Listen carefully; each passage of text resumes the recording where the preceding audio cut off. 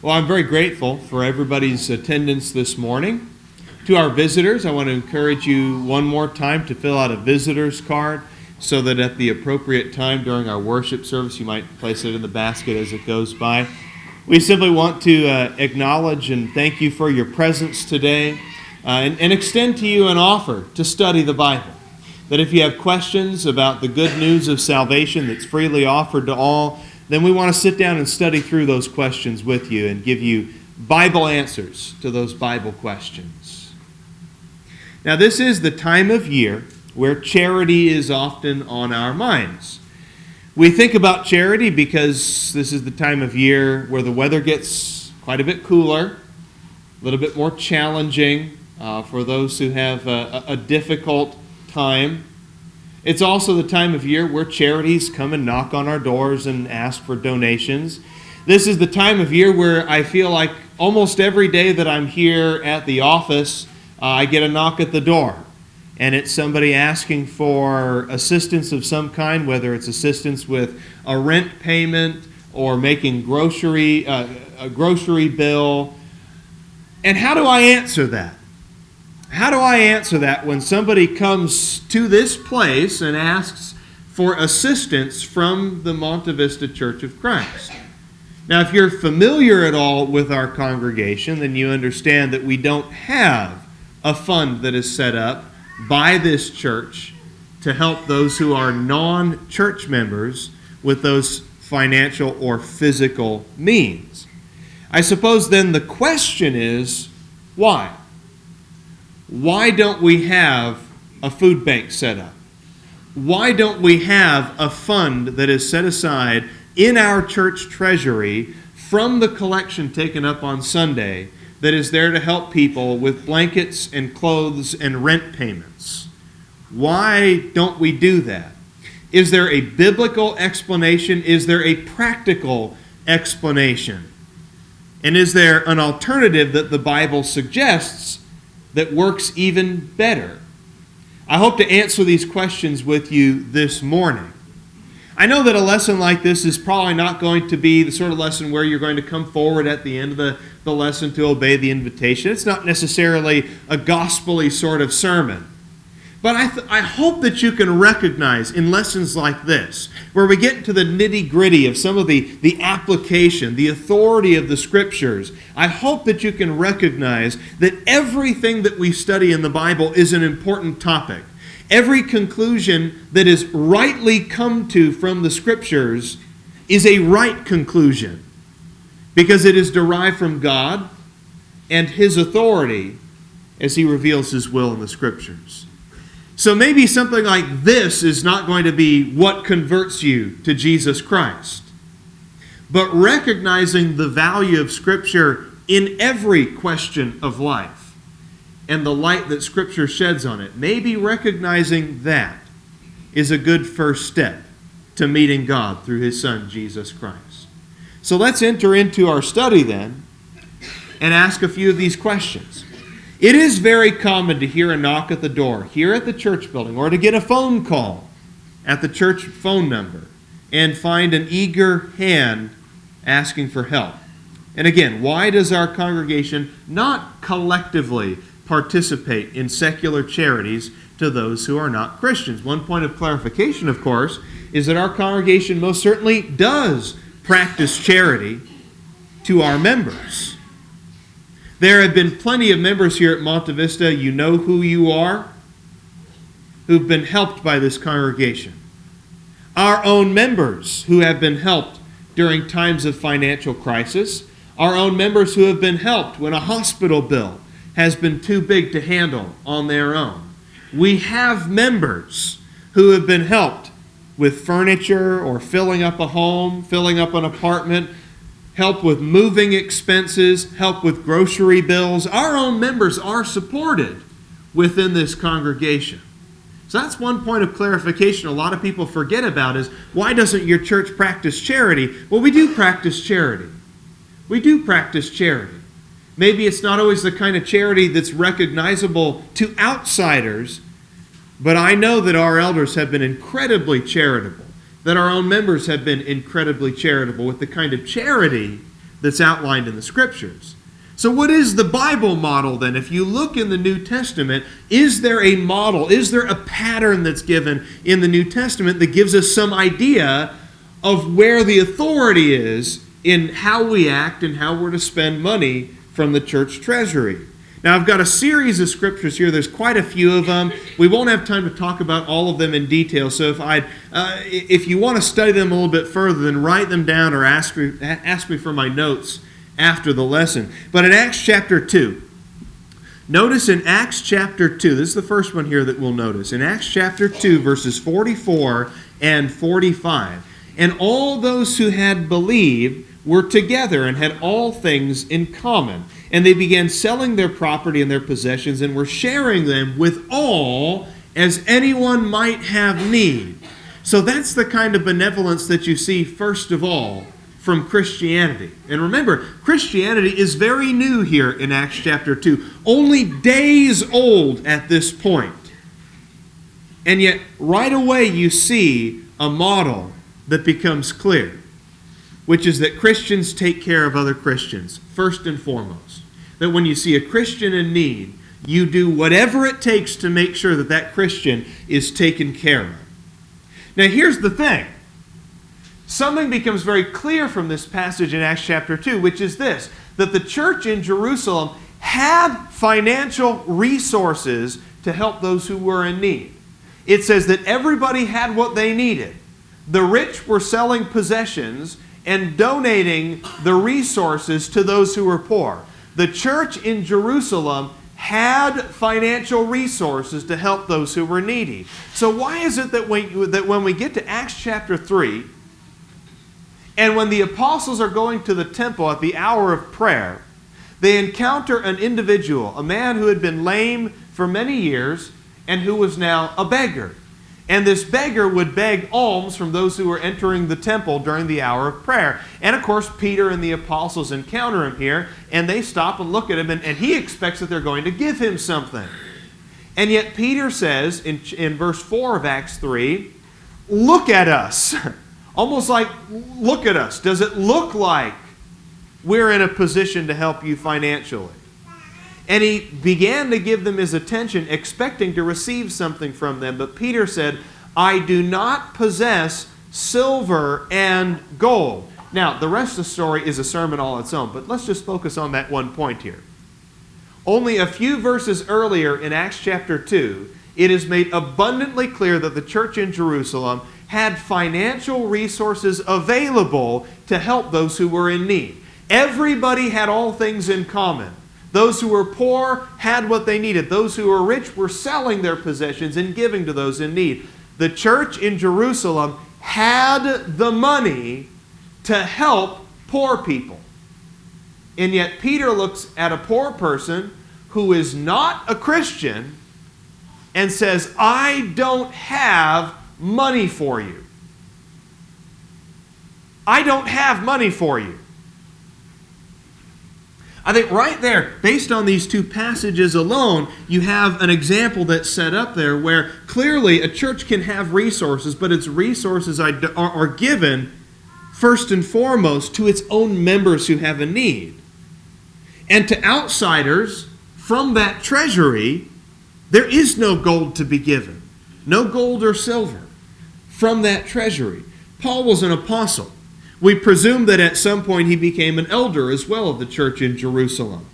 So if an apostle and an elder of a congregation can look at a poor person and say, I don't have access to money to give to you, I think that gives us some clarity, some clarification, some explanation as we move forward. Acts chapter 4, verses 32 through 35 notes that there was not a needy person among them. The phrase among them indicates to me that there was not a needy person among the Christians in that group. Acts chapter 11, verse 29, this was money that was for the relief of the brethren living in Judea. 1 Corinthians 16 and verse 1, the collection for the saints. So the collection, by the way, that's within the context of the collection that we take up on Sunday. The collection is for the saints. Not for just anything, Not for just helping anybody pay a bill, but the collection that we take up as a congregation is for the work of the church. It's for the saints, to support preachers, to support Christians who have a physical need.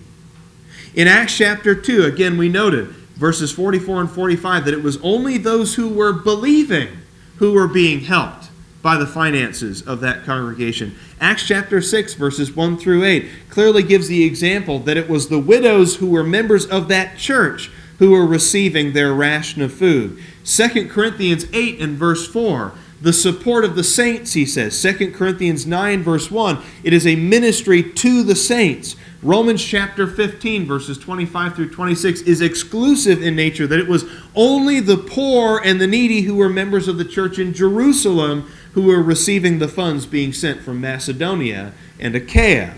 Widows in 1 Timothy chapter 5, verses 3 through 10. Widows in that passage who are put on a roll of financial assistance from the church are clearly members of that church. That is the model in the New Testament. Collective benevolence is always from Christians to other Christians. And there is not a single example in the entire New Testament where collective benevolence is given to unbelievers. Only those who were saved were sharing and having all things in common collectively. And that is every New Testament example without exception. In all of these passages, it's to the saints, to the brethren, to the needy who were among them, to this church, to that church. It is always in that context that collective benevolence is shared. But what about, there's a few passages here. What about these passages? Because there are a few passages that seem to give some indication that a church can, from its treasury, provide benevolence to just anybody. Let's look at a few of these passages. What about Galatians 6 and verse 10 that says, "So then, while we have opportunity, let us do good to all men, and especially to those who are of the household of faith." And again, some people say that since this verse is addressed to the churches of Galatia, contextually, the whole book is to the churches of Galatia, that it permits those churches to do good to those outside of the household of faith from its own church treasury. And the argument, of course, is we're told to do good to all men. Therefore, we can set up a food bank at the church building for the homeless in our community. We can help those with rent and bills from our church treasury. But you know, the dangerous thing here is to assume that everything written in this epistle, or everything written in every New Testament epistle, is meant to apply to the church and not the individual. Just because something is written in a New Testament book doesn't mean that it always applies to the group. Often there are passages that are indicated that are clearly being written to an individual and an individual's obligation. The context of Galatians 6, for example, is very clearly individualistic. Look at Galatians 6 broadly, and you'll see this played out. In Galatians chapter 6 and verse 1, you see the phrase yourself and you, individual. In verse 2, one another. Again, one another places the emphasis on individuals. Verse 3, anyone thinks that he is. Any one individual. Verse 4, let each one. Verse 5, each one of you shall bear his own load. Verse 6, let the one. Verse 7, whatever a man, singular. Verse 8, for the one. The we in verse 10 of Galatians 6 is not the group. It is not the church.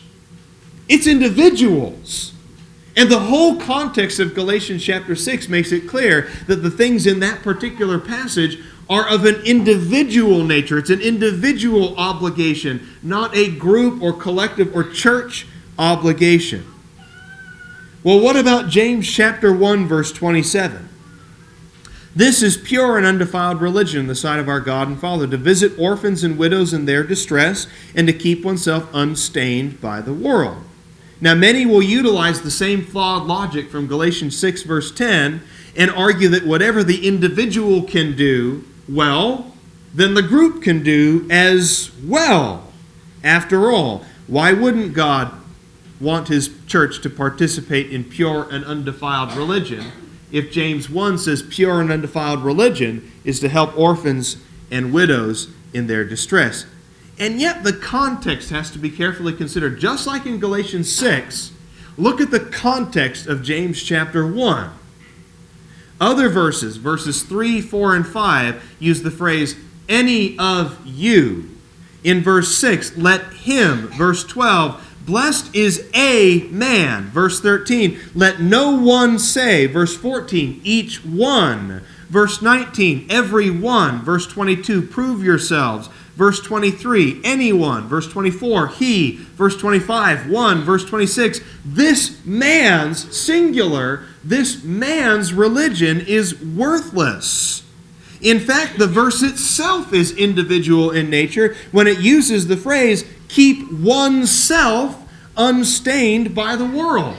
So even within that verse, you have an individual directive to keep one's self. Now, I'm not arguing that the church can't participate in pure and undefiled religion. But I would make the argument that James 1 verse 27 is not talking about a church participating in pure and undefiled religion, but the individual Christian participating in pure and undefiled religion. After all, this idea of keep oneself unstained by the world, that's the other part of it. People only want to focus on this idea of helping widows and orphans in their distress. But it's not the church's obligation to keep me from staining myself by the world. That's up to me. That's an expression of pure and undefiled religion in my personal life, where I help widows and orphans in their distress, and I make sure that I keep myself unstained by the world. But then in 2 Corinthians 9 and verse 13, because of the proof given by this ministry, they will glorify God for your obedience to your confession of the gospel of Christ, and for the liberality of your contribution to them and to all. Now the phrase there, to them and to all. The to them is referring to the Christians in Judea who were being helped by this collection. There was a famine in that part of the world, so churches and Christians from other parts of the world were collecting resources to be sent to those Christians in Judea to help them during that time of famine. Now, that's not something anybody argues about. But then you get to them and to all. And a lot of people want to take the phrase to all and apply that to everybody, regardless of whether they believe in Jesus Christ or not. The and to all, however, I don't think refers to all people. I think it refers to all Christians. I think within that context, he's saying, to them, the Christians in Judea, and to all other Christians as well. And the reason why I say that is this, that when you look at the context of 2 Corinthians 9, you're not talking about unbelievers there. The and to all is not referring to unbelievers. Look at the response. When this contribution gets to them and to all, this is the response of those who receive that contribution. It says in verse 13 that they will glorify God, that the Christians in Corinth had obeyed God in following this. Glorifying God, I don't know that every unbeliever who receives charitable contributions necessarily glorifies God because of that charity. In verse 14 it says that they will pray for the Corinthians. And again, that's not the response of an unbeliever. The unbeliever doesn't necessarily pray for the Christians who give him that charity. They'll yearn for them in verse 14, and one day they'll reciprocate, 2 Corinthians 8 and verse 14 within that very context. These are not the responses of unbelievers.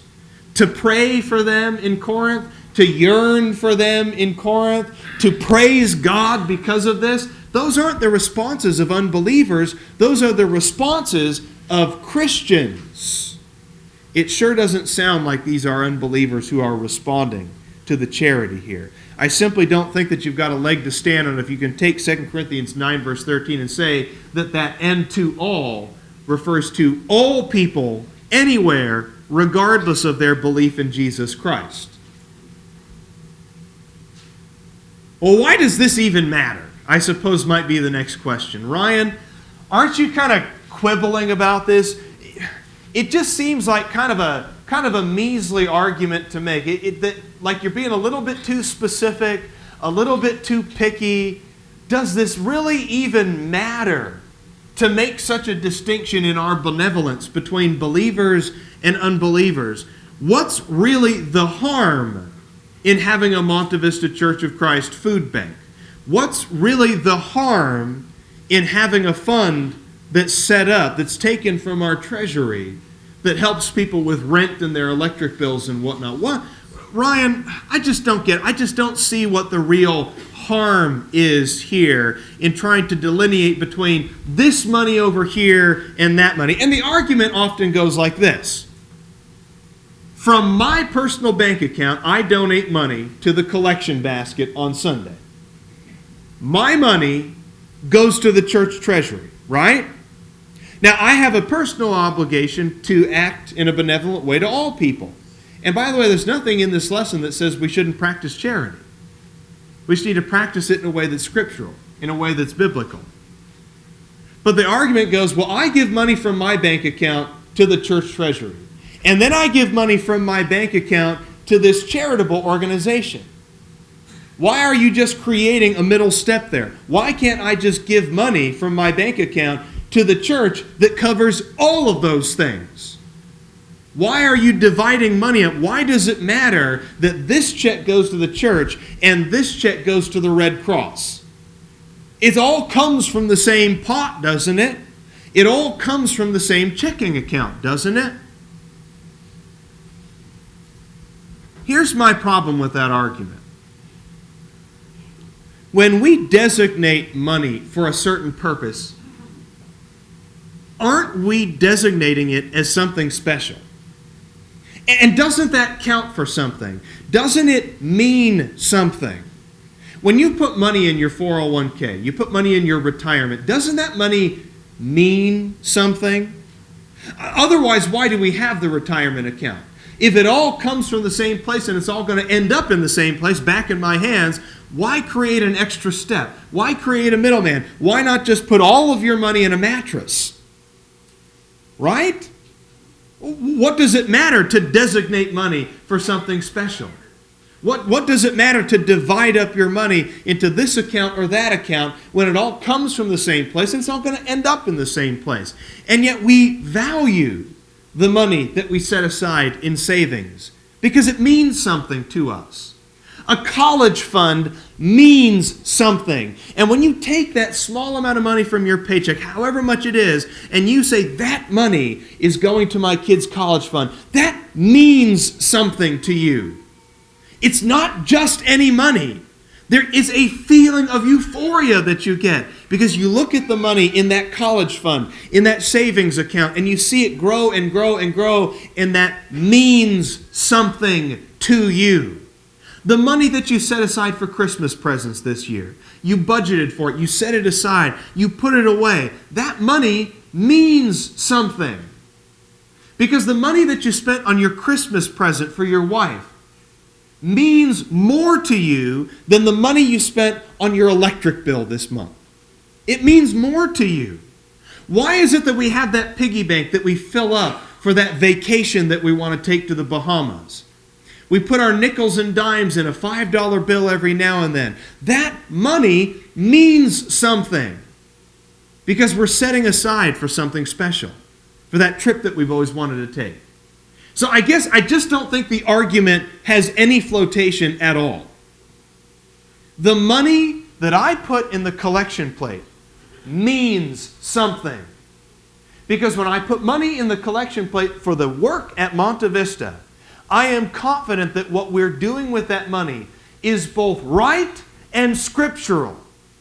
I'm putting money in a collection plate to save souls, to support the work that goes on here, and to support the work that goes on all around the world and the preachers that we support. It means something to me that when I put money in the collection plate here at Monte Vista, that money is going to help Christians here and Christians abroad. That money means something to me. Not only because it's right, but because it's scriptural. And I take that seriously. And I want to know that when I put money in a collection plate, that our elders are going to use it in a scriptural way. I'm sorry, but if you're still arguing about the scripturality, if you're still arguing about the model that we find in the New Testament, the pattern that we see, read those verses again. To the saints, to the saints, to the brethren, to the church. Every single one of those verses makes it clear that collective benevolence is from Christians to other Christians. Now, I have other money that I spend on unbelievers. And I do spend money on unbelievers because there are a lot of people out there who have needs. And I don't want to forget them. I don't want to neglect them. Which leads to our last point. Benevolence is individual by nature. It is individual by nature. Putting money in a collection plate is not benevolence to unbelievers. Let me give you a few passages here. First of all, are we practicing what we preach? Are we being consistent in giving generously to those who are less fortunate, including unbelievers and strangers? I think one of the arguments that people sometimes make is that when you have a model like ours, you tend to neglect unbelievers. And I suppose that might be true in some circles. I suppose that might be true in some churches. I don't think that it's true here because I am personally aware of quite a bit of charity work that goes on in our own midst. But I suppose it's an argument that some people might level.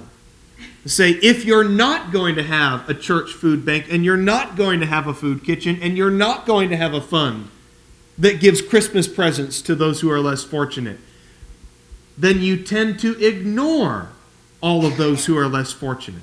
And again, I don't think that plays out everywhere, maybe in some circles, but it's an argument to think about. Do we practice what we preach? If we're going to say that benevolence to unbelievers is individual by nature, then we better have individuals here who are practicing benevolence to unbelievers. You've got to practice that charity.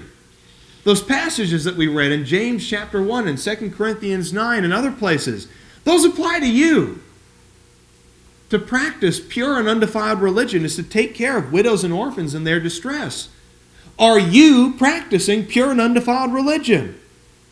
Are you helping widows and orphans in their distress out of your own finances and your own checking account? Are you doing that?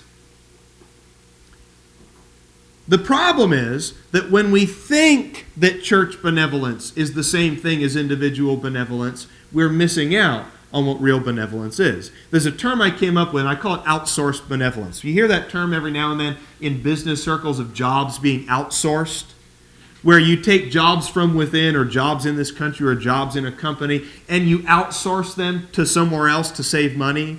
If somebody in China can do it cheaper, then we're going to send that job over there is essentially what it is. Well, we do the same thing with our benevolence. If you think that putting a check in the collection basket is benevolence, all you've done is outsourced your individual obligation to unbelievers who are in need. That's all you've done. That's all you've done. You put a check in the collection plate and you said, there you go. I fed the hungry and I clothed the naked and I gave water to those who were thirsty. That was easy. That was convenient. That's my problem with the institutional model. My biggest problem, by the way. Not only is it not scriptural, but I don't think it works. Because then you have a whole church of people who are just putting money in a collection plate and leaving it up to a board to decide where that money goes. I put money in the collection plate, therefore I practiced benevolence. No, you didn't. You didn't practice benevolence. not the way Jesus would have you practice it. When you read in Matthew chapter 25, verses 34 through 46, he talks about all the ways that when you saw someone who was hungry, you gave him food. And when you saw someone who was naked, you gave him clothes. When you saw someone who was thirsty, you gave him something to drink. You know who he's talking to? You and you and you and you and me. When you saw someone in need, you took from your own pocket and you helped that person. And that is not the same thing as putting money in a collection plate. Absolutely not the same thing. Let me tell you what the biggest difference is in practical terms. It is very easy for a needy unbeliever to take from an organization, to take from an institution, a faceless group, and to walk away unchanged. To show up at an institution and say, I would like my weekly bag of groceries, please. And I would like my money for my electric bill, please. And a pair of shoes would be nice while you're at it. He's taking from an organization. It's nameless, it's faceless, there's no personal connection whatsoever. And while some people might be changed by that, I can understand. Some people might be affected by that. I think the majority of people who come and take advantage of an organization walk away unchanged people. But when you put a face and a name to that charity, when you say, this is not from a group, this is not from an institution, this is not from an organization that you can just walk in and out and there's no responsibility or accountability, I want to help you. And from my own resources, I'm going to help you with that bill. And I'm going to help you with those groceries. And by the way, here's my phone number. Call me if you'd like to have a Bible study. You know, honestly, it's a lot harder to walk away from a face and a name than it is to walk away from an institution. The Bible's model for benevolence to unbelievers works because it keeps our resources within our own congregation to help those who are closest to us spiritually, our brothers and sisters in Christ. And it keeps our personal resources out in the world, where we as individuals can be evangelists for Christ, where we as individuals can leave an impression, a personal impression on unbelievers who have a need. There is absolutely nothing in this lesson where I'm trying to say, don't practice benevolence, don't donate to charity, don't help unbelievers. What I'm saying is, you must do those things. Because in doing those things, you show the Christian spirit on an individual basis to unbelievers. And you make it much more difficult for those unbelievers to simply take advantage of free stuff.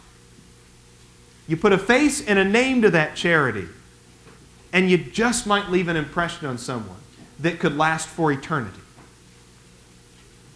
That's as good a reason as any, to me, to practice the New Testament scriptural model for church benevolence. Now, if you're not a Christian here this morning, you really ought to be. And don't think in any way I'm trying to make some kind of joke or some kind of plug here. Become a Christian, you get to take advantage of our charity now. No, become a Christian because you want to go to heaven. And Jesus makes it clear that when you cast off the world and you pick up the cross of Christ, you might sacrifice a lot of things in a worldly sense, but you take up a lot of things here in His kingdom. You will receive 100-fold in family members and in resources when you become a Christian and become a part of the kingdom of Jesus Christ. You'll be taken care of physically, but more importantly, you'll be taken care of spiritually. And that's our goal. That's what we want. Not to just feed people in this life, but to feed people the Word so that they can live for eternity with their Maker. Whatever needs you might have, please come forward as we stand and sing.